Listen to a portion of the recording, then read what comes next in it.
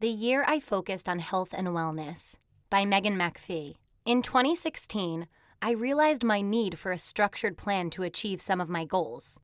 I took a class that was truly the extra accountability I needed. A small group of, I believe, 8 people that met once per week, and we created yearly goals and worked backwards from there. I knew one of my tracks needed to be health and wellness. I've always been an active person. I'm a trained dancer, and being physically active has always been an outlet for me to release anxiety and connect to my mind and body. However, it had been difficult to physically motivate considering the inconsistency of my freelance schedule. I would find myself planning out my week only to have a voiceover audition come through my agent the day before, and then my schedule would shift, with working out falling by the wayside. I knew I needed a plan and accountability.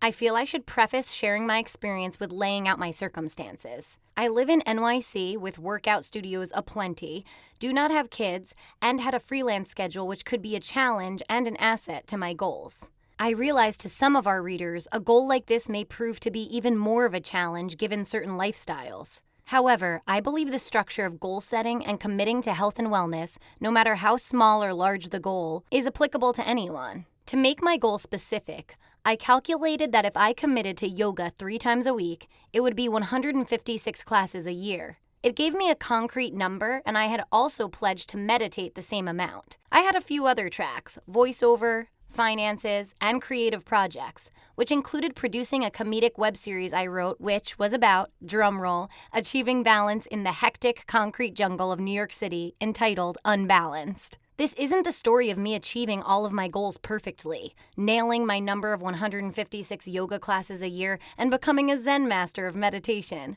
I ultimately didn't meet that number, but what did happen was an awareness and focus to do better. I made time to meditate and practice yoga instead of finding time.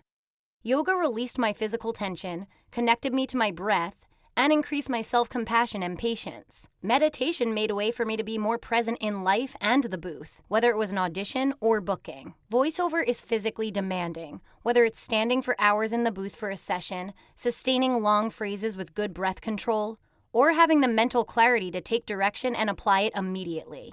It is imperative to develop a physical and mental practice outside of the booth that supports this work. Everyone has their own preferred form of exercise, whether it's Pilates, yoga, Zumba, bar class, etc. It's about finding what is right for you.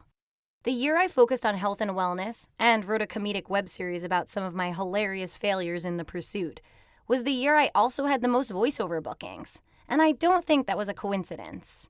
I made the mental space, challenged myself physically, and wrote down my goals, which gave them power.